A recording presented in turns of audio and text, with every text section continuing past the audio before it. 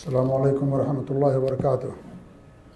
الحمدللہ رب العالمین واشہد ان لا الہ الا اللہ وحدہ لا شریک لہ واشہد ان محمدا عبدہ ورسولہ صلوات اللہ وسلامہ علیہ وعلی آلہ وعلی اصحابہ ومن اہتدی بہدیہ واستنى بسنتہ الی یوم الدین وبعد۔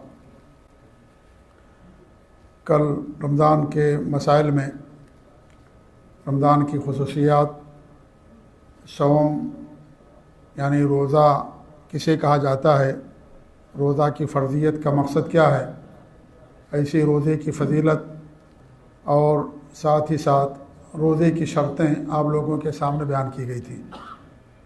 اسی سے متعلق رمضان سے متعلق کچھ اہم مسائل کا تذکرہ آج آپ کے سامنے کیا جائے گا۔ اللہ تعالیٰ سے دعا کہ اللہ رب العالمین ہمیں رمضان کا بابرکت مہینہ نصیب فرمائے اور اس مہینے میں اخلاص کے ساتھ نیک اعمال کرنے کی توفیق دے اور اللہ تعالیٰ ان اعمال کو قبول فرمائے، آمین رب العالمین۔ کچھ چیزیں ایسی ہیں جن سے انسان کا روزہ ٹوٹ جاتا ہے، جیسے انسان کا دین اور اس کا اسلام ٹوٹ جاتا ہے، ایسے انسان کا روزہ بھی ٹوٹ جاتا ہے۔ جیسے انسان کی نماز ٹوٹ جاتی ہے، ایسے انسان کا روزہ بھی ٹوٹ جاتا ہے۔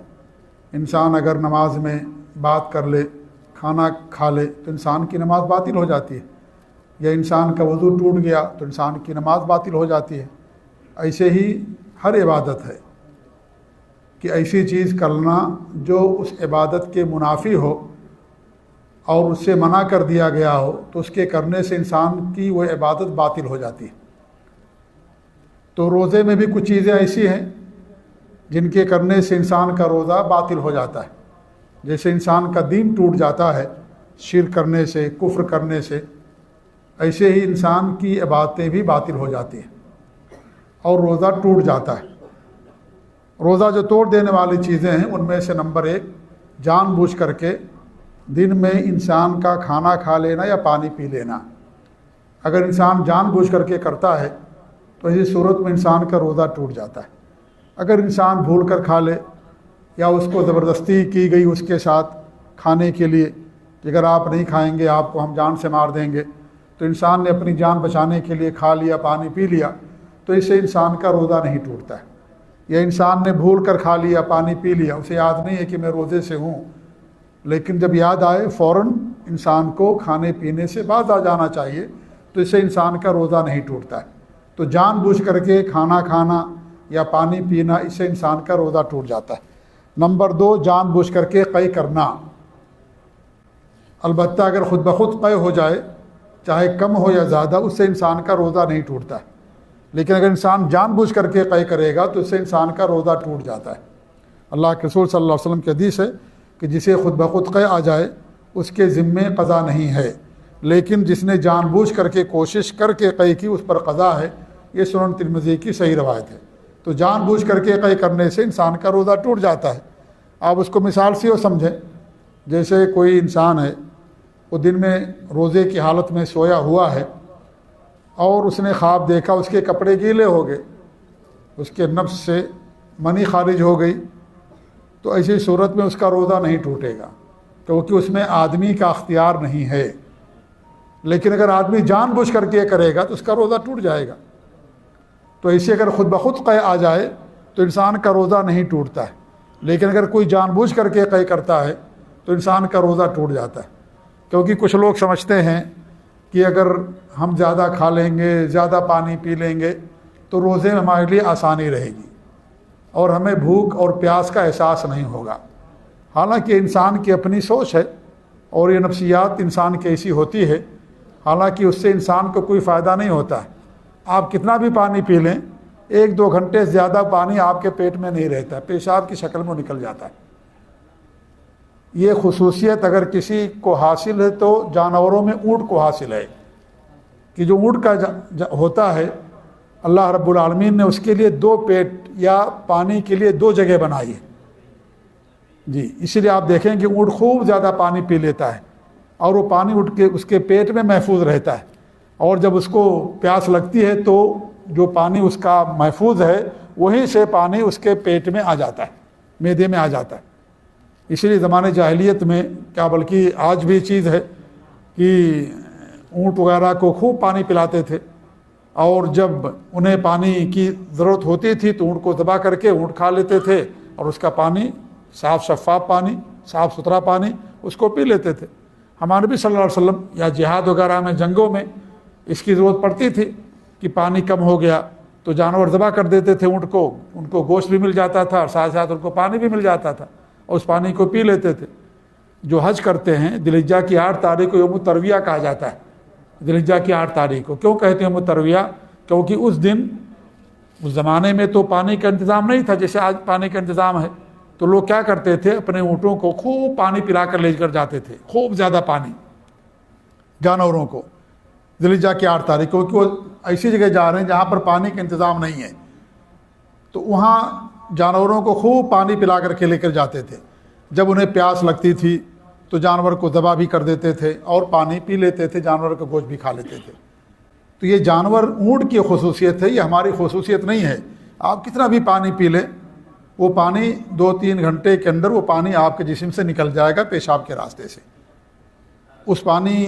وہ پانی آپ تک غروب آفتاب تک یا افطار کے وقت باقی نہیں رہے گا، پانی نکل جاتا ہے انسان یہ انسان کی نفسیات ہوتی ہے۔ تو بہرحال یہ ہے کہ کبھی انسان زیادہ کھا لیتا ہے کہ زیادہ کھا لیں گے، پانی پی لیں گے تو ہم کو بھوک نہیں لگے گی، پیاس نہیں لگے گی۔ اب انسان زیادہ کھا لینے کی وجہ سے اس کا پیٹ بھرا رہتا ہے، اس کو ڈکار آتی ہے، منہ سے پریشان رہتا ہے، اس کو نیند نہیں آتی، بے چینی رہتی ہے، تو انسان کیا کرتا ہے، انگلی ڈال کر کے قے کر دیتا ہے کہ اب برداشت سے باہر ہے، اب کھانا ہضم نہیں ہو رہا ہے، انسان خوب زیادہ کھا لیا۔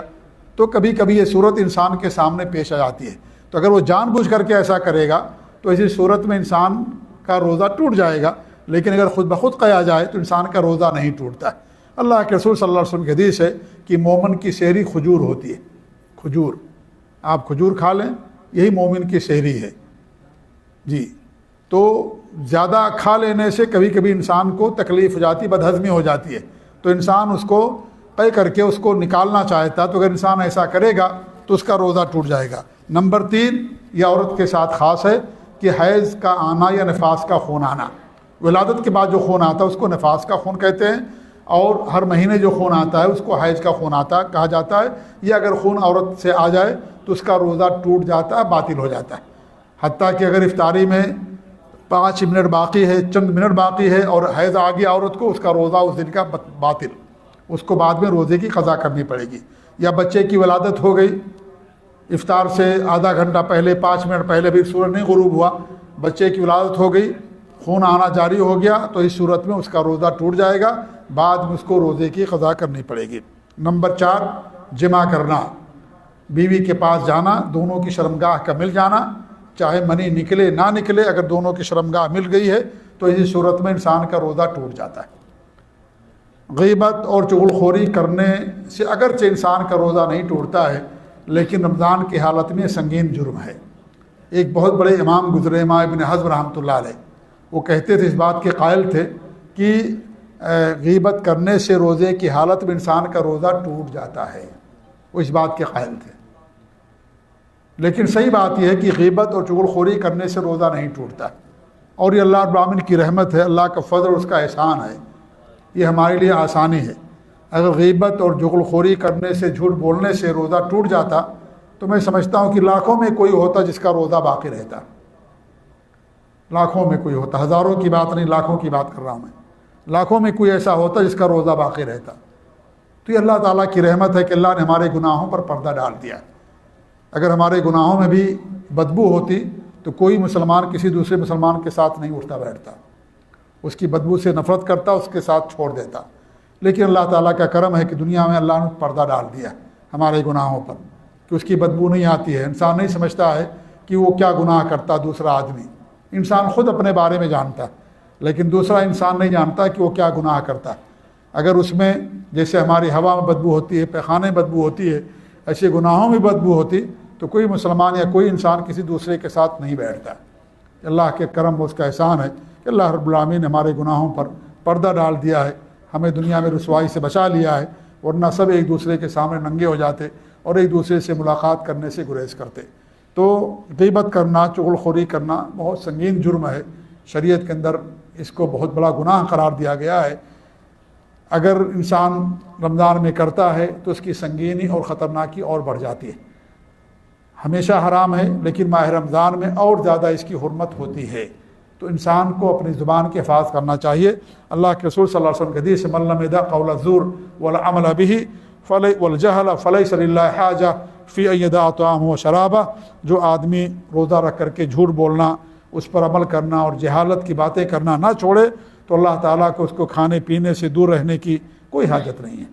اللہ تعالیٰ یہ نہیں چاہتا کہ ہم کھانے پینے سے دور رہیں، اللہ تعالیٰ چاہتا ہے کہ ہم گناہوں سے دور رہیں۔ یہ اللہ تعالیٰ چاہتا ہم سے کہ ہم گناہوں سے دور رہیں۔ کھانے پینے سے دور رہنا یہ اصل مقصد نہیں ہے، یہ اصل مقصد نہیں ہے۔ اصل مقصد یہ گناہوں سے دور رہنا۔ اس لیے مہاجر ہوا ہے جس نے گناہوں کو چھوڑ دیا، اور اللہ اور اس کے رسول نے جس سے منع کر دیا ہے ان گناہوں کو چھوڑ دیا، اس کو مہاجر کہا جاتا ہے۔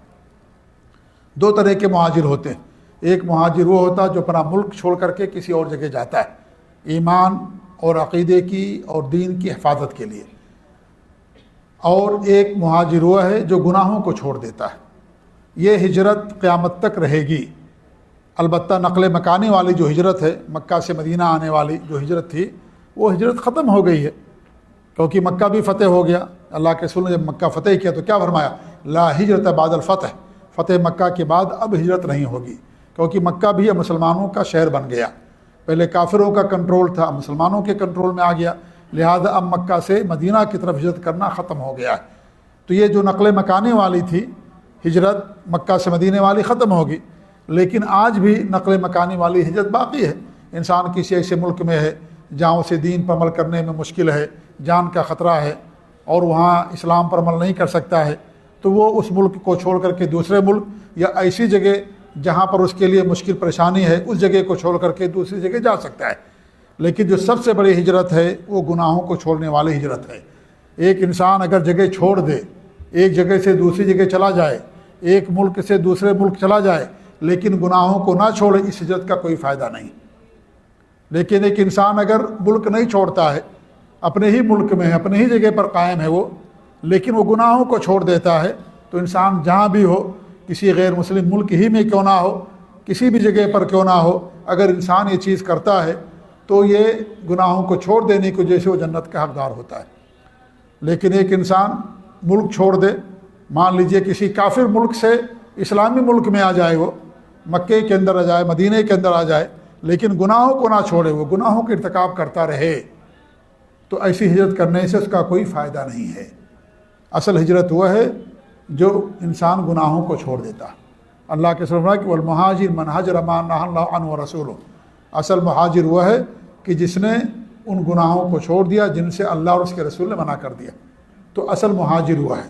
اور یہ ہجرت قیامت تک باقی رہے گی، گناہوں کو چھوڑنے والی، اور یہی سب سے اہم ہجرت ہے، کیونکہ ہجرت کے معنی ہوتے ہیں چھوڑنا، تو گناہوں کو چھوڑنا یہ بھی ایک طرح کی ہجرت ہے۔ یہی چیز آج ہم سے مطلوب ہے کہ ہم گناہوں کو چھوڑ دیں، گناہوں کو ہم چھوڑ دیں، یہی چیز آج ہم سے مطلوب ہے شریعت میں۔ انسان اگر گناہوں کو چھوڑ دیتا ہے تو اللہ کی رضا کا حقدار ہوتا ہے، اللہ رب العالمین ایسے آدمی سے خوش ہوتا ہے اور ایسے آدمی کو جنت کا حقدار بنا دیتا ہے۔ تو جھوٹ بولنا، غیبت کرنا، گرچہ اس سے روزہ نہیں باطل ہوتا ہے، لیکن روزے کی حالت میں یہ کرنا سنگین جرم ہوتا ہے اور اس پر انسان کو زیادہ گناہ ہوتا ہے۔ تو یہ چار چیزیں ہیں جس سے انسان کا روزہ ٹوٹ جاتا ہے۔ جان بوجھ کر کے روزے کی حالت میں کھانا کھانا، پانی پینا، نمبر 2 جان بوجھ کر کے قے کرنا، نمبر 3 حیض یا نفاس کا آنا، حیض یا نفاس کا آنا عورت سے، اور چوتھی چیز یہ ہے کہ عورت کے پاس جانا دن میں۔ کوئی نماز پڑھ رہا بھائی؟ اچھا، میں سمجھا شاید موبائل کی آواز ہے۔ تو دن میں بیوی کے پاس جانا، رات میں بیوی کے پاس جانا حلال ہے۔ شروع میں یہ چیز حرام تھی، لیکن بعد میں اس کو حلال کر دیا گیا۔ تو 4 چیزیں ہیں جس سے انسان کا روزہ ٹوٹ جاتا ہے۔ کچھ چیزیں ایسی ہیں جن سے انسان کا روزہ نہیں ٹوٹتا ہے، جیسے خوشبو وغیرہ لگانا، سینٹ وغیرہ کا استعمال کرنا، اس سے انسان کا روزہ نہیں ٹوٹتا ہے۔ نمبر 2 آنکھ اور کان میں دوا ڈالنے سے بھی انسان کا روزہ نہیں ٹوٹتا ہے۔ آنکھ اور کان میں دوا ڈالنے سے انسان کا روزہ نہیں ٹوٹتا۔ نمبر 3 چیک اپ کے لیے یا ٹیسٹ کے لیے خون دینا، اس سے بھی انسان کا روزہ نہیں ٹوٹتا۔ کوئی دماغ کا مریض ہے تو انہیلر لیتا ہے، آکسیجن لیتا ہے، تو اس سے بھی انسان کا روزہ نہیں ٹوٹتا ہے۔ دانتوں کی صفائی کے لیے ان میں معجون بھرنا یا دانتوں کو نکالنے کے لیے جو خون نکل آتا ہے یا سن کیا جاتا ہے، تو یہ سب چیزوں سے انسان کا روزہ نہیں ٹوٹتا ہے۔ خون نکلنے سے انسان کا روزہ نہیں ٹوٹتا ہے۔ میک اپ کرنے سے بھی، کریم کوئی خاتون ہے یا آدمی ہے کریم لگاتا ہے چہرے پر، یا اس کا ہونٹ خشک ہو جاتے ہیں تو ایک کریم آتی ہے، اس کے لگانے سے خشکی ہے وہ دور ہو جاتی ہے، ہونٹ نرم رہتا ہے، تو اس سے بھی انسان کا روزہ نہیں ٹوٹتا۔ تیراکی کرنے سے یا پانی میں ڈبکی لگانے سے یا نہر اور سمندر میں اور ندی اور تالاب میں کافی دیر تک یعنی بیٹھے رہنے سے یا تیراکی کرنے سے بھی انسان کا روزہ نہیں ٹوٹتا ہے۔ ایسے ہی ٹوتھ پیسٹ سے بھی انسان کا روزہ نہیں ٹوٹتا ہے۔ معجون جو ٹوتھ پیسٹ انسان کرتا ہے اس سے انسان کا روزہ نہیں ٹوٹتا۔ بہت سارے لوگ کہتے ہیں کہ روزہ ٹوٹ جاتا ہے، حالانکہ صحیح بات یہ کہ روزہ نہیں ٹوٹتا۔ کہتے ہیں کہ بھائی اس سے انسان کو ذائقہ ملتا ہے، تو ذائقہ ملنے سے روزہ نہیں ٹوٹتا ہے۔ جیسے انسان کلی کرتا ہے تو پانی کا ذائقہ اسے ملتا ہے، تو اس سے انسان کا روزہ نہیں ٹوٹتا ہے۔ یا ضرورت پر آپ دیکھیں، کوئی عورت اگر ذائقہ چکھتی ہے روزے کی حالت میں زبان پر رکھ کر کے اور اس کو حلق کے اندر لے کر کے نہیں جاتی ہے، مرد ہو یا عورت، تو اس سے روزہ نہیں ٹوٹتا ہے۔ تو ذائقے سے روزہ نہیں ٹوٹتا ہے۔ یا ایسے ہی آپ پانی میں نہا رہے ہیں، آپ دیکھیے اگر سخت گرمی کا زمانہ ہے اور انسان ٹھنڈے پانی میں نہر میں بیٹھا ہوا ہے تو اس کو کتنا سرور ملتا ہے، کتنی اس کو لذت ملتی، کتنا اس کو آرام ملتا ہے، لیکن اس سے انسان کا روزہ نہیں ٹوٹتا۔ تو ایسے ہی اگرچہ آپ انسان معجون کرتا ہے، پیسٹ کرتا ہے، ٹوتھ پیسٹ، تو اس سے انسان کا روزہ نہیں ٹوٹتا ہے۔ ہاں اگر اس کو نگل جائے گا تو روزہ ٹوٹ جائے گا، یا پانی انسان پی لے گا تب روزہ ٹوٹ جائے گا، کلی کرنے سے روزہ نہیں ٹوٹتا ہے۔ البتہ ناک میں دوا ڈالنا سے منع کیا گیا ہے۔ کیوں؟ اس لیے کہ ناک کا راستہ اور حلق کا راستہ ایک ہے۔ آپ ناک میں دوا ڈالیں گے تو حلق کے راستے سے آپ کے پیٹ میں آ جائے گا، معدے میں آ جائے گا، تو اس سے روزہ ٹوٹ جائے گا۔ اسی لیے ہمارے نبی صلی اللہ علیہ وسلم نے روزے کی حالت میں کیا فرمایا کہ جب تم روزے کی حالت میں ہو تو ناک میں زور سے پانی نہ کھینچو۔ اگر روزے کی حالت میں نہیں ہو تو زور سے کھینچو، لیکن اگر روزے کی حالت میں ہیں تو انسان کو زور سے پانی نہیں کھینچنا چاہیے۔ کیوں؟ کیونکہ اگر زور سے کھینچیں گے تو حلق کے راستے سے پانی آپ کے معدے میں اتر جائے گا، جس سے انسان کا روزہ ٹوٹ جائے گا۔ تو اس سے بھی انسان کا روزہ جو ہے نہیں ٹوٹتا ہے۔ ٹوتھ پیسٹ کرنے سے انسان کا روزہ نہیں ٹوٹتا ہے۔ غذا بخش انجیکشن کے علاوہ کوئی بھی انجیکشن لینے سے بھی انسان کا روزہ نہیں ٹوٹتا ہے۔ انسان بیمار ہے، ڈاکٹر کے پاس گیا، اس کو سخت بخار ہے، اس نے انجیکشن لگا دیا بخار کا، یا اس کے پیٹ میں درد ہے انجیکشن لگا دیا، نہیں روزہ ٹوٹتا۔ یا اس طریقے سے کوئی شوگر کا مریض ہے، انسولین لیتا ہے، تو اس سے بھی انسان کا روزہ نہیں ٹوٹتا ہے۔ ٹھیک ہے، تو وہ جو انجیکشن جو دواؤں کے لیے ہیں، آپ کے درد کو کم کرنے کے لیے ہیں، ان کو لگانے سے انسان کا روزہ نہیں ٹوٹتا۔ البتہ علماء نے یہ کہا کہ وہ دوائیں یا وہ انجیکشن جو غذا کا کام دے، اس سے لینے سے انسان کا روزہ ٹوٹ جاتا ہے۔ اگرچہ مسئلہ مختلف ہی ہے، بہت سارے علماء اس بات کے قائل ہیں کہ اس سے بھی انسان کا روزہ نہیں ٹوٹے گا، جب تک انسان کے حلق سے منہ سے کھانا یا اس کے حکم میں کوئی چیز ہو یا پانی اس کے حکم میں کوئی چیز ہو جائے تب اس سے روزہ ٹوٹتا ہے۔ جیسے پینے کے حکم میں سگریٹ ہے، بیڑی ہے، اس سے بھی انسان کا روزہ ٹوٹ جاتا ہے۔ تو جو اس کے حکم میں کوئی چیز ہوگی حلق کے راستے سے اگر جائے گی تو اس سے انسان کا روزہ ٹوٹے گا۔ تو بہرحال غذا بخش انجیکشن کے بارے میں علماء کا فتویٰ یہ ہے، بہت سارے علماء کا، کہ اس سے انسان کا روزہ ٹوٹ جاتا ہے، لیکن جو بیماری والے انجیکشن ہیں ان کے لینے سے انسان کا روزہ نہیں ٹوٹتا ہے۔ کچھ ایسے لوگ ہیں جن کے لیے روزہ نہ رکھنے کی رخصت ہے، انہی میں سے بیماری اور بڑھاپے کی وجہ سے اگر کوئی روزے پر قادر نہیں ہے تو وہ روزہ نہ رکھے۔ اب بیماری دو طرح کی ہوتی ہے، ایک بیماری ایسی جو وقتی اور عارضی ہے، تو ایسا انسان بعد میں روزے کی قضا کرے گا۔ جیسے اچانک بیمار ہو گیا تو روزہ نہ رکھے، بعد میں روزے کی قضا کر دے۔ لیکن ایک بیماری ایسی جو دائمی ہے، ہمیشہ اس کے ساتھ بیماری رہتی ہے، بستر پر ہے بیچارہ وہ، تو ایسی صورت میں وہ روزہ نہیں رکھ پائے گا۔ جیسے جیسے اس کی عمر بڑھے گی ایسے اس کی بیماری بھی بڑھتی جائے گی، لہذا وہ کیا کرے گا، ہر دن کے بدلے مسکین کو کھانا کھلا دے گا۔ ایسے کوئی بوڑھا انسان ہے جو روزہ نہیں رکھ سکتا ہے بڑھاپے کی وجہ سے، تو ہر دن کے بدلے ایک مسکین کو کھانا کھلا دے گا وہ۔ اب کھانا کھلانے کی کئی صورتیں ہو سکتی ہیں۔ ایک صورت یہ ہو سکتی ہے کہ ہر دن آپ کسی مسکین کو کہہ دیں کہ ہمارے گھر پر آ کر کے کھانا لے کر کے جانا، وہ آپ کے گھر پر آئے اور ایک کا کھانا لے کر کے چلا جائے، اس سے بھی ادا ہو جائے گا۔ یا آپ کیا کریں، رمضان میں 30 مسکین کو بلا کر کے ایک ساتھ کھانا کھلا دیں، یا رمضان کے بعد کھلا دیں، کوئی مسئلہ نہیں آپ کے لیے، اس طریقے سے بھی آپ کر سکتے ہیں۔ یا یہ کہ آپ ان کو غلہ دے دیں کہ وہ لے جائے اپنے گھر بنا کر کے کھا لے، تو ساری صورتیں جائز ہیں انسان کے لیے۔ جو انسان بوڑھا ہو، روزہ رکھنے پر قادر نہ ہو، یا دائمی مریض ہو، بیمار رہتا ہمیشہ، وہ روزہ نہیں رکھ سکتا ہے، تو ہر دن کے بدلے ایک مسکین کو کھانا کھلائے گا۔ لیکن اگر دائمی بیمار نہیں ہے، عارضی ہے، وقتی ہے، تو کیا کرے گا؟ جب اس کی بیماری دور ہو جائے تو بعد میں روزے کی قضا کر دے۔ نمبر 2، مسافر پر روزہ فرض نہیں ہے۔ مسافر کو اختیار ہے چاہے روزہ رکھے یا روزہ نہ رکھے، اگر رکھ لیتا ہے تو بھی ادا ہو جائے گا، اور اگر نہیں رکھے گا تو بعد میں اس کو روزے کی قضا کرنی پڑے گی۔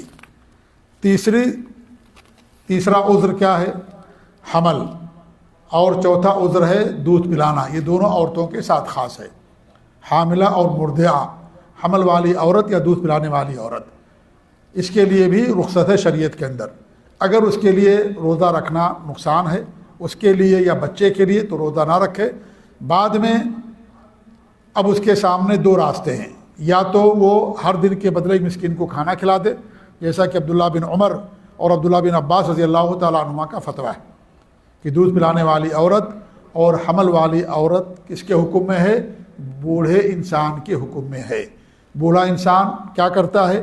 ہر دن کے بدلے ایک مسکین کو کھانا کھلا دیتا ہے، اور یہی قول زیادہ راجح ہے، اس لیے کہ دودھ پلانا اور حمل یہ دونوں عذر ہے۔ ایک عورت رمضان میں حمل کی حالت میں ہے، حمل کی وجہ سے اس کو روزہ نہ رکھنے کی رخصت مل گئی، اب 9 مہینے کے بعد یا چند مہینے کے بعد بچہ پیدا ہوا مان لیجئے، اب جب رمضان آئے گا تو رمضان بھی اس کا کس میں گزرے گا؟ دودھ پلانے میں گزرے گا، اور ایک بچہ دودھ پینا 2 سال اس کی مدت ہے، 2 سال تک بچہ اپنی ماں کا دودھ پی سکتا ہے۔ اب 2 سال تک وہ دودھ پیے گا، اب دودھ کی وجہ سے وہ عورت اپنے بچے کو یعنی دودھ پلائے گی وہ، اور اب وہ اس کی بنا پر روزہ نہ رکھنے کی اس کی رخصت ہے۔ اب اس کے اوپر کتنے مہینے ہو گئے؟ 3 سال کا روزہ ہو گیا۔ اب ایسی عورت کے لیے مان لیجیے 2 سال اس نے دودھ پلایا، اس کے بعد پھر اس کو حمل ہو گیا، اب اس کے بعد جو رمضان کا مہینہ آئے گا پھر حمل میں گزرے گا، کیونکہ بہت ساری ایسی خواتین ہیں جن کا رمضان کا مہینہ یا تو حمل میں گزرتا ہے یا دودھ پلانے میں گزرتا ہے، تو ہمیشہ بیچاری وہ رخصت ہی کی حالت میں رہتی ہے، تو کب روزے کی قضا کرے گی؟ اس لیے عبداللہ بن عباس رضی اللہ عنہما کا اور عبداللہ بن عمر رضی اللہ عنہما کا جو فتویٰ یہ ہے کہ ایسی عورت بوڑھے انسان کے حکم میں ہے، وہ ہر دن کے بدلے ایک مسکین کو کھانا کھلا دے گی، یعنی روزے کی قضا نہیں کرے گی۔ بعض علماء کہتے ہیں کہ نہیں، بعد میں روزے کی قضا کرے گی۔ تو اس میں اگر وہ روزے کی قضا کرنے پر قادر ہو، یہ سردی کا مہینہ آ گیا، ٹھنڈی کا مہینہ آ گیا، اب وہ چھوٹا دن ہوتا ہے، اس میں روزے کی قضا کر سکتے، اگر کر لے، اگر بچے کو نقصان نہ ہو، بچے کو تکلیف نہ ہو تو اچھی بات ہے۔ یا اس طریقے سے اگر گیپ ہے بہت زیادہ، بچہ پیدا ہوا، اب 3 سال 4 سال کے بعد دوسرا بچہ پیدا ہوتا ہے، جیسے بہت سارے لوگ پلاننگ کرتے ہیں، تو اس طریقے سے تو اگر ہے اور اس کو روزہ رکھنے کے لیے آسانی ہے، بچے کو کوئی نقصان نہیں ہے، تو روزے کی قضا کر لے، اچھی بات ہے۔ لیکن اگر کوئی ایسی عورت ہے کہ جس کا مہینہ رمضان کا یا تو حمل کی حالت میں گزرتا ہے یا دودھ پلانے کی حالت میں گزرتا ہے، تو ایسی عورت کے لیے حکم یہ ہے کہ وہ روزے کی قضا نہیں کرے گی، وہ ہر دن کے بدلے ایک مسکین کو کھانا کھلا دے گی۔ تو یہ 4 قسم کے لوگ ہیں۔ 5واں وہ ہے کہ اگر کبھی ضرورت پڑ جائے روزہ توڑنے کی، جیسے مان لیجیے کہیں آگ لگ گئی ہے اور ایسی صورت میں لوگوں کی جان بچانا ہے، یا کوئی پانی میں ڈوب رہا ہے اس کی جان بچانا ہے، اب انسان روزے کی حالت میں چونکہ کمزور رہتا ہے، وہ اتنی طاقت کے ساتھ کام نہیں کر سکے گا یا اپنی خدمت لوگوں کو نہیں پہنچا سکے گا روزے کی وجہ سے، تو ایسی صورت میں اس کے لیے ضروری ہے کہ روزہ توڑ دے، بعد میں روزے کی قضا کر دے۔ ہاں اگر وہ روزے کی حالت میں رہتے ہوئے بھی ان کی مدد کر سکتا ہے، اور جو لوگ جل رہے ہیں یا پانی میں ڈوب رہے ہیں ان کو بچا سکتا ہے، اور اس کے روزے پر کوئی فرق نہیں پڑے گا تو کرے ایسا۔ لیکن اگر ایسی مجبوری آ جائے کہ اس کو روزہ توڑنا پڑے، اس کو چاہیے کہ روزہ وہ توڑ دے، کیونکہ جان رہے گی تبھی بعد میں انسان عبادت کر سکتا ہے۔ جان بچانا یہ زیادہ ضروری ہے، لیکن روزہ یہ بعد میں انسان اس کی قضا کر سکتا ہے، لیکن اگر جان چلی گئی تو دوبارہ انسان جان نہیں بچا سکتا۔ تو ایسی صورت میں بھی انسان روزہ توڑ دے، بعد میں روزے کی قضا کر لے۔ یہ وہ لوگ ہیں جن کے لیے شریعت میں روزے کی رخصت ہے۔ روزے کی حالت میں کچھ چیزیں ایسی جن کا کرنا مباح ہے، جائز آپ کے لیے، یعنی آپ کو گناہ نہیں ہوگا، آپ کو کوئی گناہ نہیں ہوگا، جیسے غسل کرنا، آپ کتنی بار بھی غسل کرنا چاہیں غسل کر سکتے ہیں، کوئی حرج کی بات نہیں۔ ایسے ہی وہ لوگ جو اپنے نفس پر کنٹرول رکھتے ہیں، نوجوان یا میاں بیوی، وہ بوس و کنار ایک دوسرے کا کر سکتے ہیں، لیکن اگر انسان اپنے نفس پر کنٹرول کرنے والا ہو تو، اگر کنٹرول کرنے والا نہیں ہے، ایسی صورت میں ہوتا ان دونوں سے میاں بیوی کے جو تعلقات ہیں خصوصی وہ قائم ہو جائیں، انسان اپنے نفس پر کنٹرول نہ کر سکے تو ایسی صورت میں اس کے لیے جائز نہیں ہے۔ اگر کوئی ایسا نوجوان ہے کہ وہ نفس پر کنٹرول کر سکتا ہے تو اپنی بیوی کو بوسہ دے سکتا ہے، یا بیوی اپنے شوہر کو بوسہ دے سکتی ہے، یہ چیز اس کے لیے جائز ہے۔ ایسے ہی جنابت کی حالت میں صبح کرنا، یہ بھی اس کے لیے جائز ہے۔ مثال کے طور پر انسان بیوی کے پاس گیا ہے، یا انسان کو نائٹ فال ہو گیا، اب وہ جب صبح ہوتی ہے تو اب اس کے پاس بہت کم وقت بچا ہے۔ اب اگر وہ غسل کرے گا، شہری کا وقت ختم ہو جائے گا، ٹھیک ہے، شہری کا وقت ختم ہو جائے گا، اگر غسل کرے گا تو ایسی صورت میں وہ شہری کر لے، اور غسل وہ بعد میں کر سکتا ہے، اذان فجر کے بعد یا صبح کے بعد، کوئی مسئلہ نہیں ہے۔ حدیث کے اندر آتا ہے، حضرت عائشہ فرماتی ہیں کہ اللہ کے رسول صلی اللہ علیہ وسلم جنابت کی حالت میں ہوتے، فجر کا وقت ہو جاتا تو آپ غسل کرتے، اس کے بعد صوم رکھتے، پہلے شہری کر لیں، کیونکہ شہری کرنے کے لیے پاک ہونا شرط نہیں ہے، نماز کے لیے پاکی شرط ہے۔ لہذا حکمت یہ ہے کہ انسان اگر ایسے وقت میں بیدار ہوا کہ شہری میں بہت کم وقت ہے، اگر وہ غسل کرے گا، شہری کا وقت چھوٹ جائے گا، تو ایسی صورت میں پہلے شہری کر لے، کیونکہ شہری کے لیے پاک ہونا شرط نہیں ہے، نماز کے لیے پاکی شرط ہے۔ اذان ہوگی، 15 منٹ کے بعد جماعت کھڑی ہوتی ہے، 20 منٹ کے بعد جماعت کھڑی ہوتی ہے، اذان ہوگی، اس کے بعد غسل کر لے، اور غسل کر کے وہ نماز پڑھ لے یا نماز پڑھا دے۔ بات سمجھ آ رہی نا؟ تو جنابت کی حالت میں صبح کرنا، اس سے بھی انسان کے روزے پر کوئی فرق نہیں پڑتا، کوئی گناہ کی بات نہیں ہے۔ ایسے ضرورت پر کھانے کا ذائقہ چکھنا، بشرطے کہ وہ حلق کے اندر نہ جائے، نیچے زبان پر رکھ کر کے ذائقہ انسان چکھ سکتا ہے، کیونکہ اللہ رب العالمین نے زبان کو طاقت دی ہے کہ زبان پر رکھتے ہی زبان بتا دیتی ہے کہ یہ چیز کڑوی ہے، میٹھی ہے، کیسی ہے۔ جیسے ناک، آپ کہیں سے گزریں گے، ناک بتا دے گی کہ بدبو آ رہی ہے، خوشبو آ رہی ہے، آپ کو ناک میں وہ چیز ڈالنے کی ضرورت نہیں ہے۔ آپ آنکھ بند کر لیں، آپ نے اپنا ہاتھ رکھا کسی دیوار پر، آپ کا چمڑا بتا دے گا کہ دیوار کیسی ہے، کھردری ہے، سخت ہے، نرم ہے، آپ کا چمڑا بتا دے گا، کیونکہ چمڑے کے اندر حساسیت ہوتی ہے، احساس اس کو فوراً ہو جاتا ہے، ٹھیک ہے۔ تو ایسی زبان کو اللہ نے طاقت دی ہے، آپ زبان کے سرے پر، شروع میں کے حصے پر آپ نوک پر رکھ دیں گے کوئی چیز، وہ زبان بتا دے گی کہ نمک زیادہ ہے، نمک کم ہے۔ یہ کرنا جائز ہے، اس سے انسان کا روزہ نہیں ٹوٹتا ہے۔ ہاں اگر اس کو حلق کے نیچے لے جائیں گے تو روزہ ٹوٹ جائے گا۔ اس لیے میں نے بتایا کہ معجون کرنے سے یا ٹوتھ پیسٹ کرنے سے انسان کا روزہ نہیں ٹوٹتا، جیسے ذائقہ زبان پر رکھنے سے، چکھنے سے روزہ نہیں ٹوٹتا، اندر لے جائیں گے تو روزہ ٹوٹے گا۔ تو اگرچہ آپ کو ذائقہ ملا معجون کا، ٹوتھ پیسٹ کا، یا کلی کرتے ہیں پانی کا، لیکن روزہ نہیں ٹوٹے گا جب تک کہ حلق کے نیچے نہیں جائے گا وہ، ٹھیک ہے۔ تو ایسے ہی اس سے بھی انسان کا روزہ نہیں ٹوٹتا ہے۔ سرما لگانا، خوشبو کا لگانا، اس سے روزہ نہیں ٹوٹتا ہے۔ تھوک انسان کو آتا ہے، اس کو انسان نگل گیا، اس سے انسان کا روزہ نہیں ٹوٹتا ہے، کیونکہ اس سے بچنا انسان کے لیے ناممکن ہے۔ ماہ رمضان میں کچھ چیزیں ایسی ہیں جن کا کرنا انسان کے لیے مسنون ہے، اور اس میں انسان کو زیادہ اجر ملتا ہے۔ انہی میں سے تراویح ہے۔ تراویح نماز کے ساتھ خاص نہیں ہے، اللہ کے رسول صلی اللہ علیہ وسلم ہمیشہ عشاء کے بعد تراویح پڑھتے تھے، رمضان میں پڑھتے ہیں، اس کو تراویح کہتے ہیں۔ تہجد بھی سے کہا جاتا ہے، قیام اللیل بھی سے کہا جاتا ہے، اسے وتر بھی کہا جاتا ہے، تو ایک یہ بات ہے، اس کے کئی نام ہیں۔ تو تراویح کا اہتمام کرنا رمضان میں کیا ہے، یہ انسان کے پچھلے چھوٹے چھوٹے گناہوں کا کفارہ ہو جاتا ہے، جیسا کہ اللہ کے رسول صلی اللہ علیہ وسلم کی حدیث ہے۔ اور تراویح کی جو مسنون رکعت ہے وہ 11 رکعت ہے۔ اللہ کے رسول صلی اللہ علیہ وسلم 11 رکعت پڑھتے تراویح، اور کبھی کبھی 13 رکعت، عام طور پر 11 رکعت ہی آپ کی تراویح ہوا کرتی تھی، یہی مسنون ہے۔ روزے کی حالت میں کثرت سے قرآن مجید کی تلاوت کرنا، اللہ تعالیٰ کا ذکر کرنا، صدقات و خیرات کرنا، زبان کی حفاظ کرنا، یہ ساری چیزیں کیا ہیں، یہ مشروع اور مسنون ہیں۔ قرآن آپ اور دنوں پڑھیں گے، آپ کو ایک اجر ملتا ہے، ایک گھر پر 10 نہیں کیا، لیکن رمضان میں پڑھیں گے تو آپ کو زیادہ اجر ملے گا۔ کیوں؟ اس لیے کہ رمضان میں قرآن کو اللہ رب العالمین نے نازل فرمایا۔ نمبر 1، ہمارے نبی صلی اللہ علیہ وسلم رمضان میں قرآن پڑھتے تھے، ہر سال ایک بار ضرور سناتے تھے، ختم کرتے تھے، لیکن جب آپ کا آخری سال تھا 2 مرتبہ آپ نے قرآن پڑھ کر کے جبریل امین کو سنایا۔ تو رمضان کے مہینے میں قرآن پڑھنا، ختم کرنا، یہ ہمارے لیے مسنون ہے۔ نمبر 3، سحری کرنا، سحری کرنا سنت ہے، فرض یا واجب نہیں ہے۔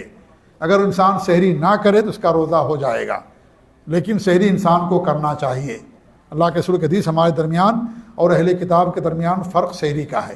یا اس طریقے سے ایک حدیث میں فرماتے ہیں تسحروا فإن فی السحور برکہ، تم سحری کرو کیونکہ سحری کرنے میں انسان کے لیے برکت ہے۔ سحری کا مطلب سحر کے وقت میں کرنا، سحری کا مطلب یہ نہیں کہ آدھی رات کا کھانا کھا لینا، یہ سحری نہیں ہے۔ سحری سحر کے وقت میں کرنے کو کہا جاتا ہے۔ وقت میں جیسے آپ ناشتے کا وقت ہوتا ہے، اس میں آپ کریں گے، اس کو ناشتہ کریں گے۔ اب اگر ابھی آپ کھانا کھائیں تو اس کو ناشتہ کہا جائے گا؟ عشاء کے بعد یا رات کے 10 بجے نہیں کہا جائے گا، وہ رات کا کھانا کہا جائے گا، ڈنر کہا جائے گا۔ لنچ کے وقت میں کرنا لنچ ہوتا ہے، ناشتے کے وقت میں کرنا ناشتہ کہلاتا ہے۔ تو اسے سحری کا ایک وقت ہے، اس وقت میں کریں گے تب آپ کی سحری ہوگی۔ سحر میں یعنی سحری کا وقت شروع ہو گیا، صبح شروع ہوگی، اس میں اگر آپ کھائیں گے وہ سحری ہے۔ اگر آپ رات کے 12 بجے کھا کے سو گئے، یہ سحری نہیں ہے، یہ رات کا کھانا ہے۔ یہ تو سحر کے وقت میں سحری کرنا، آپ رات کے 12 بجے کھا کے سو سکتے ہیں، لیکن سحر کے وقت میں اٹھ کر کے کھجور کھا لیجئے، آپ کی سحری ہو جائے گی۔ اللہ کے رسول کی حدیث سحری مومن کی کھجور ہوتی ہے، اور سحری میں تاخیر کرنا یہ مسنون ہے۔ سحری کرنا مسنون ہے اور سحری میں تاخیر کرنا مسنون ہے، یعنی تاخیر کر کے سحری کرنا، یہ نہیں کہ آپ رات کے 12 بجے کھا کے سو گئے اور کہیں کہ ہم نے سحری کر لیا، یہ نہیں۔ کیوں تاخیر کرنا مسنون ہے؟ کیونکہ اگر آپ تاخیر سحری کریں گے تو آپ کی فجر کی نماز جماعت کے ساتھ ملے گی۔ رات کے 12 بجے کھا کے سو جائیں گے خوب مست کھا کر کے، تو انسان فجر کی نماز چھوڑ دیتا ہے۔ ایسا عام طور پر ہوتا ہے، فجر کی نماز میں لوگ نہیں آتے، روزہ رکھتے ہیں لیکن نماز نہیں پڑھتے۔ یہ بھی دیکھیے کتنی عجیب بات ہے کہ لوگ روزہ رکھیں گے لیکن نماز نہیں پڑھتے ہیں، یا شروع میں پڑھیں گے بعد میں چھوڑ دیں گے۔ 10 دن دیکھیں گے مسجد میں جگہ نہیں ملے گی، تراویح کا خوب اہتمام کریں گے، 8-10 دن گزرنے کے بعد پھر مسجد کا راستہ لوگ بھول جاتے ہیں۔ پہلے دن خوب زیادہ، دوسرے دن اور کم، تیسرے دن اور کم، یہ صورتحال ہے۔ یہ تقویٰ نہ ہونے کی وجہ سے انسان ایسا کرتا ہے۔ رمضان، نماز کا رمضان سے کوئی تعلق نہیں ہے، نماز اللہ رب العالمین نے ہمیشہ فرض کر دیا۔ یہ نہیں کہ اس رمضان کے مہینے میں نماز ہے، نماز ہمیشہ فرض ہے، لیکن لوگ نماز نہیں پڑھتے، روزہ رکھتے ہیں۔ کتنی عجیب بات ہے، جو اس سے زیادہ اہم عبادت ہے، جو دوسرا رکن ہے، انسان وہ نہیں رکھتا اور اس طریقے سے نماز پڑھتا ہے، روزہ رکھتا ہے اور نماز نہیں پڑھتا۔ اور اس سے عجیب و غریب بات یہ ہے کہ انسان اسلام کا جو پہلا رکن اس کو چھوڑ دیتا ہے اور روزہ رکھتا ہے، شرک کرتا ہے اور روزہ رکھتا ہے، شرک کرتا ہے نماز پڑھتا ہے، جبکہ شرک کرنے سے انسان کے سارے اعمال برباد ہو جاتے ہیں۔ شرک کی سنگینی کو سمجھنے کی ضرورت ہے۔ عام طور پر یہ باتیں لوگ نہیں بیان کرتے ہیں، یہ باتیں لوگ بیان کر دیں گے اسی نماز کے بارے میں، لیکن نہیں بیان کریں گے کہ نماز چھوڑنے سے بھی بڑا گناہ ہے شرک کرنا۔ عام طور پر لوگ نہیں بیان کریں، یہ ہماری خصوصیت ہے کہ ہم اس کو بیان کرتے ہیں، کیونکہ شریعت، قرآن اور سنت میں شرک سے بڑا کوئی گناہ نہیں قرار دیا گیا۔ آج کا مسلمان دیکھیے، روزہ رکھے گا، افطاری جا کر کرے گا درگاہ پر، منت مانے گا، فلاں درگاہ پر میں افطاری کراؤں گا، منت مانتا ہوں، روزہ رکھا ہوا ہے، اور جا کر کے شرک کرتا ہے۔ قبر پر جائے گا، سجدے کرے گا، پیر فقیر کا سجدہ کرے گا، روزہ رکھے گا بڑی پابندی کے ساتھ، نمازوں کی ساری پابندیاں ہیں، لمبی لمبی داڑھی سب کچھ ہے، لیکن شرک کرتا اللہ رب العالمین کے ساتھ۔ ہوتا کہ نہیں ہوتا ایسا؟ یہ چیز پائی جاتی۔ تو شرک میرے بھائیوں ایسا گناہ ہے کہ سارے عمل کو اللہ برباد کر دیتا ہے۔ سورہ انعام میں اللہ نے 18 نبیوں کا ذکر کیا اور کہا کہ اگر شرک کر لے اللہ ان کے سارے عمل کو برباد کر دے گا۔ وَلَوْ أَشْرَكُوا لَحَبِطَ عَنْهُمْ مَا كَانُوا يَعْمَلُونَ۔ سورہ زمر میں اللہ نے فرمایا وَلَقَدْ أُوحِيَ إِلَيْكَ وَالَّذِينَ مِن قَبْلِكَ لَئِنْ أَشْرَكْتَ لَيَحْبَطَنَّ عَمَلُكَ۔ اگر تم شرک کرو گے اللہ تمہارے سارے عمل کو برباد کر دے گا۔ سارا عمل شرک کی وجہ سے برباد ہو جاتا ہے۔ جیسے انسان کو کینسر ہو گیا، پورا جسم برباد، کچھ باقی بچتا، کینسر کی وجہ سے آخری سٹیج میں آ گیا کینسر، کچھ نہیں بچا، سب برباد ہو گیا، ہاتھ پاؤں سب کچھ برباد۔ ایسے شرک یہ ہمیشہ آخری سٹیج ہی میں رہتا ہے، ہمیشہ سارے انسان کے اعمال کو برباد کر دینے والی چیز ہے یہ۔ اس سے انسان کے سارے عمل برباد ہو جاتے ہیں۔ بار بار کیوں بیان کرتے ہیں؟ تاکہ آپ دیکھیے قرآن پڑھیے، قرآن میں بار بار توحید کا ذکر ہے، شرک سے دوری کا ذکر ہے، اس لیے بار بار بیان کرتے ہیں۔ کچھ لوگوں کو اتنا برا لگتا ہے کہ مولانا صاحب ہمیشہ یہ بیان کرتے ہیں، یہ ضروری ہے بیان کرنا۔ قرآن میں اللہ نے بیان کیا، کیا کریں گے؟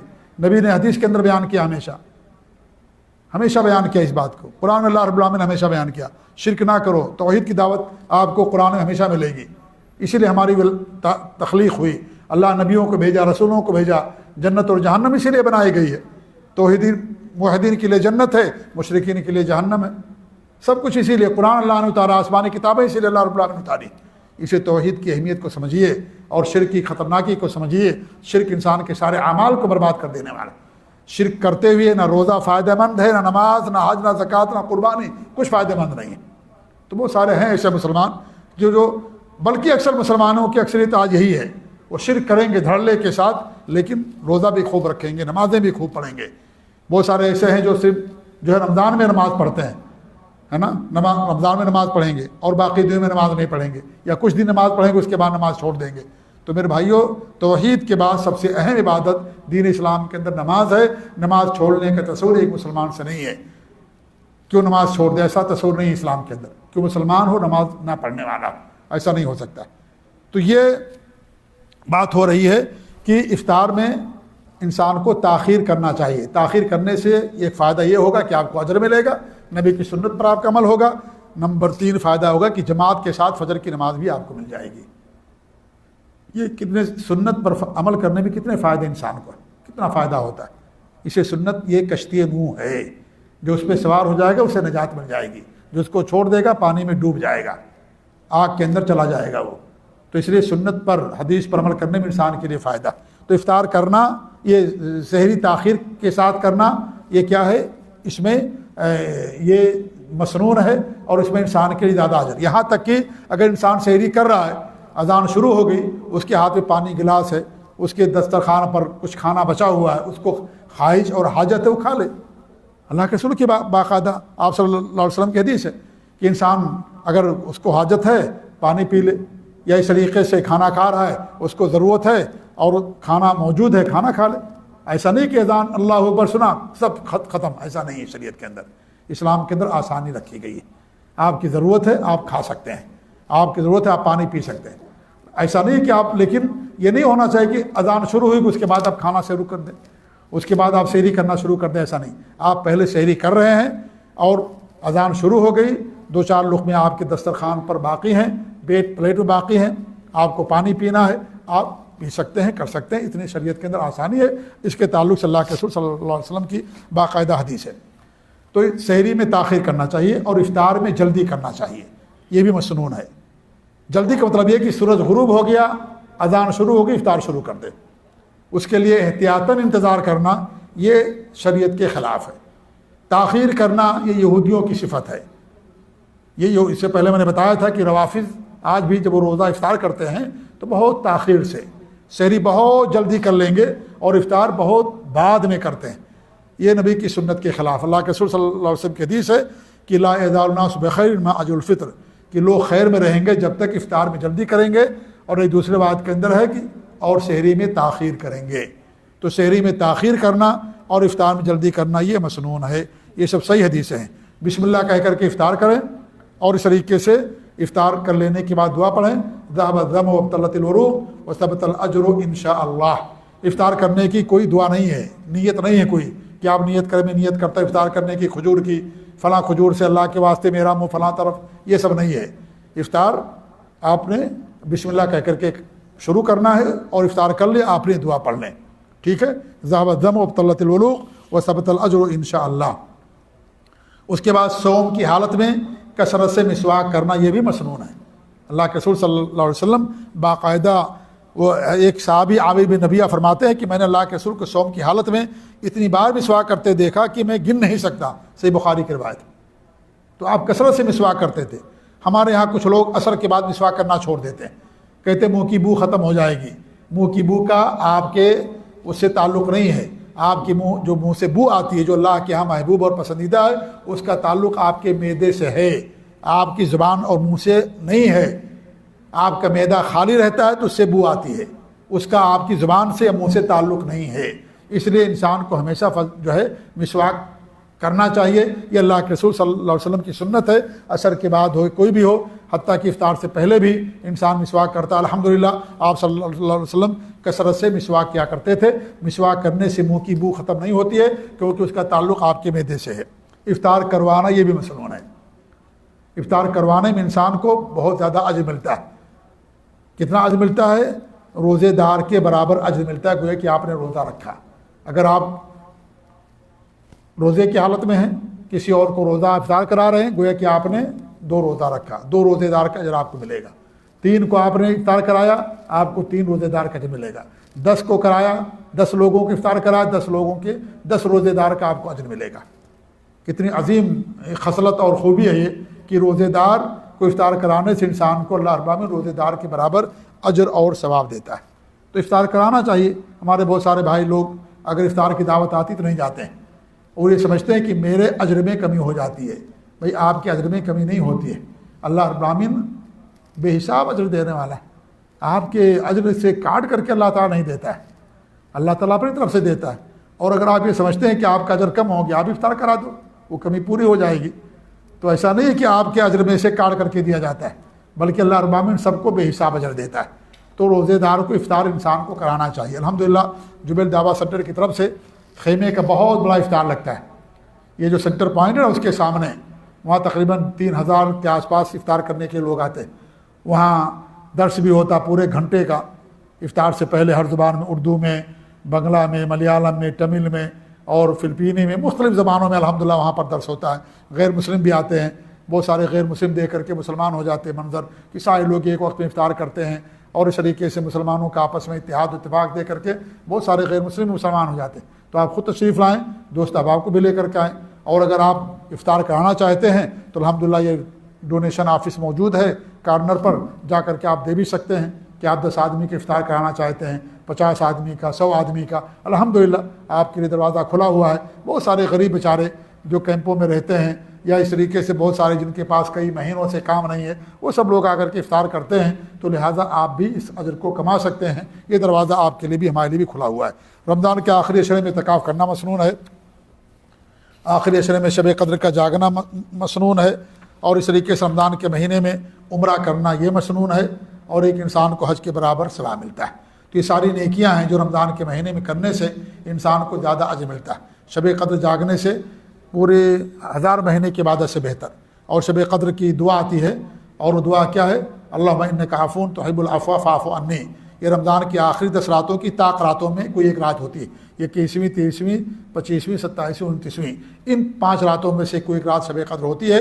اس کا جاگنا، اور جاگنے کا مطلب یہ ہے کہ اللہ کا ذکر کرنا، قیام اللیل پڑھنا، قرآن کی تلاوت کرنا، ذکر و اذکار کرنا، دعا کرنا، یہ مطلب ہے۔ جاگنے مطلب یہ نہیں کھانے پینے میں گزار دینا، کھانا بنا رہے ہیں اور جو ہے بیوی سے گفتگو کر رہے ہیں 5-5 گھنٹہ اپنے ملک میں، یا اس طریقے سے بازار میں شاپنگ کر رہے ہیں، یہ جاگنے سے مراد نہیں ہے۔ جاگنے سے مراد اللہ تعالیٰ کی بات میں جاگنا، قرآن پڑھنا، ذکر و اذکار کرنا، یہ دعا پڑھنا بطور خاص، اللہم انک عفو تحب العفو فاعف عنی، اس کو پڑھنا۔ جی ہاں، یہ اصل مراد ہے کہ اس میں انسان اللہ رب العالمین کی عبادت کرے، یہ اصل مراد جاگنے کے ساتھ ساتھ۔ ایسے ہی رمضان کے مہینے میں اعتکاف کرنا مسنون ہے۔ آخری 10 راتوں میں اعتکاف کیا جاتا ہے، اعتکاف ہوتا ہے، اور اعتکاف کرنا یہ مسنون ہے۔ مکے اور مدینے کے اندر خاص طور پر الحمدللہ یہ ہمارے لیے آسانی ہے، اگر کوئی اس پر عمل کرنا چاہے تو یہاں کر سکتا ہے، اس کا باقاعدہ رجسٹریشن ہوتا ہے۔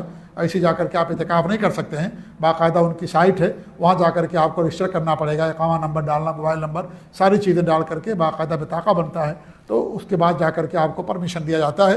تو اس طریقے سے اعتکاف ہوتا ہے، اور یہ ساری اس لیے رکھی گئی ہیں ہماری اور آپ کی آسانی کے لیے، ہمارے اور آپ کی آسانی کے لیے ساری چیزیں رکھی گئی ہیں۔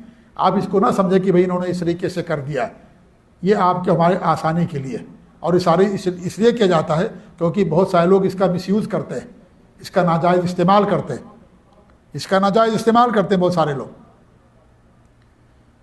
آپ کو ایک تاریخ بتاؤں، آپ لوگوں کو معلوم ہے نا کہ ایک مکے کے اندر ایک ایسا وقت گزرا تھا کہ یہ کئی دنوں تک مکے پر خوارج لوگوں کا کنٹرول ہو گیا تھا۔ پہلے کیا تھا، یہاں پر کوئی بھی آدمی جنازہ لے کر کے آتا تھا کہ ہاں جنازہ ہے، اس کو پرمیشن مل جاتا تھا۔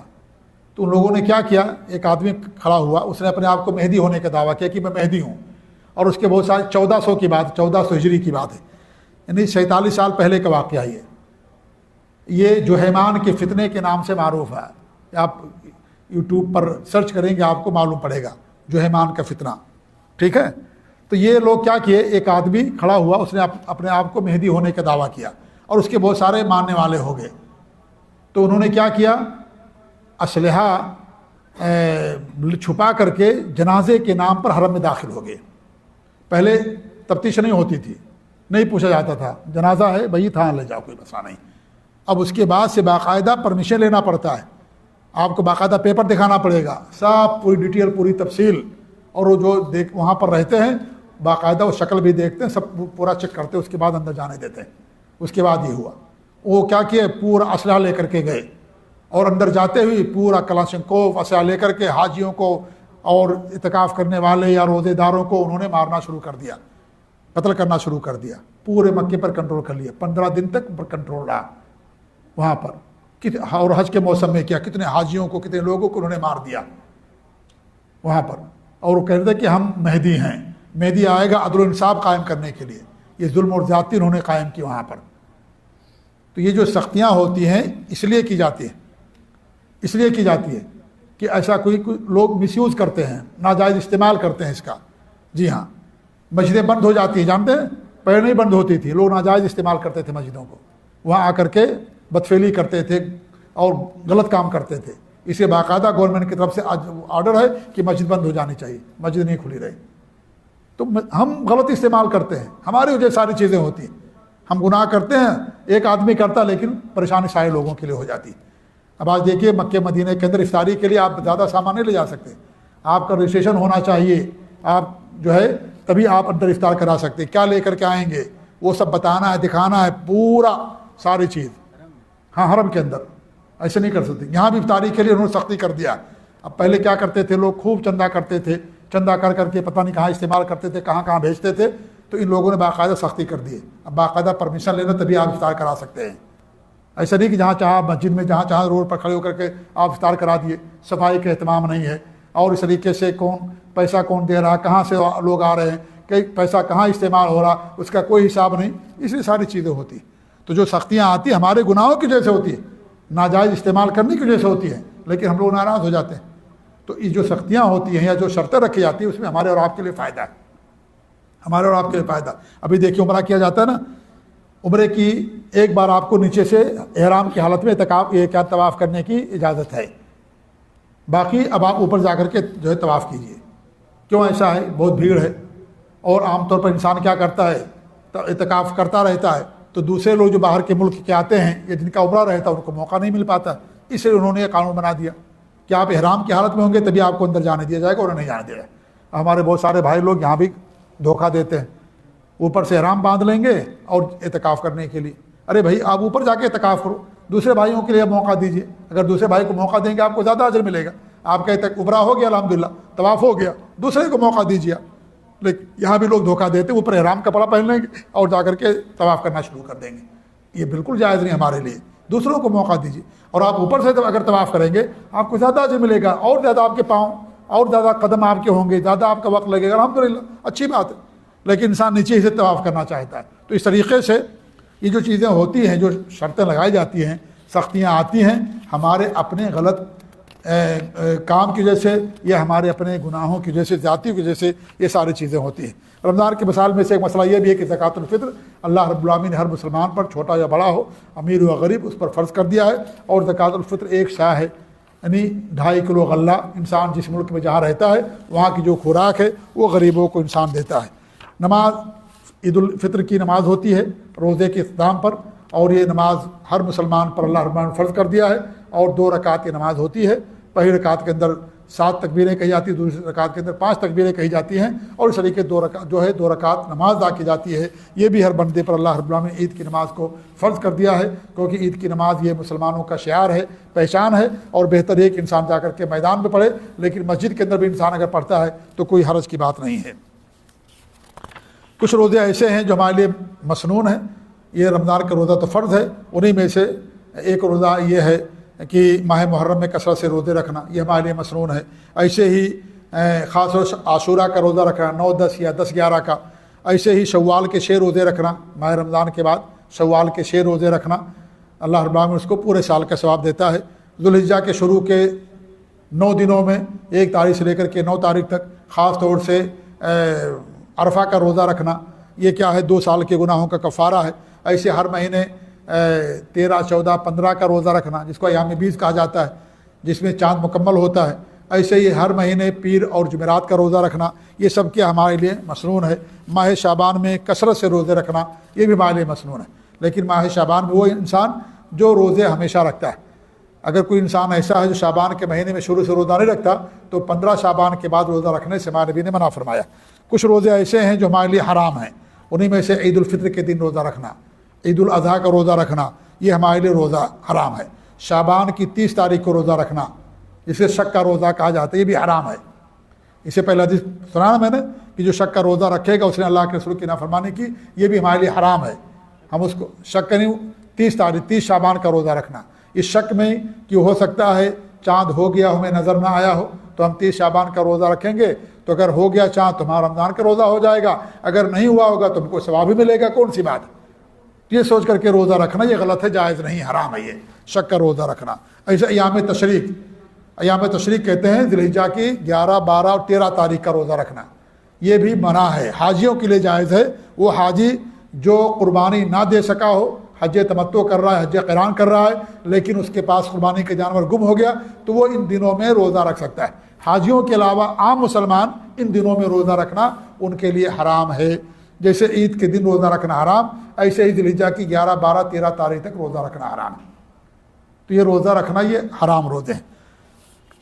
یہ اہم اور موٹے موٹے مسائل تھے رمضان کے تعلق سے جو میں نے آپ لوگوں کے سامنے بیان کیا۔ اللہ تعالیٰ سے دعا ہے کہ اللہ رب العالمین ہمیں رمضان کا مہینہ نصیب فرمائے، اللہ تعالیٰ ہماری کوتاہیوں کو درگزر فرمائے، اللہ تعالیٰ ہمیں اپنے دین کا علم دے، اس پر عمل کرنے کی توفیق دے، اللہ تعالیٰ ہمیں اخلاص عطا فرمائے، اور اللہ رب العالمین رمضان کے مہینے میں ہمارے گناہوں کو معاف فرمائے اور ہمیں زیادہ زیادہ نیک اعمال کی اللہ رب العالمین توفیق دے۔ آمین رب العالمین۔ وصلی اللہ علی محمد وعلی آلہ وصحبہ اجمعین۔ جزاکم اللہ خیر، والسلام علیکم ورحمۃ اللہ وبرکاتہ۔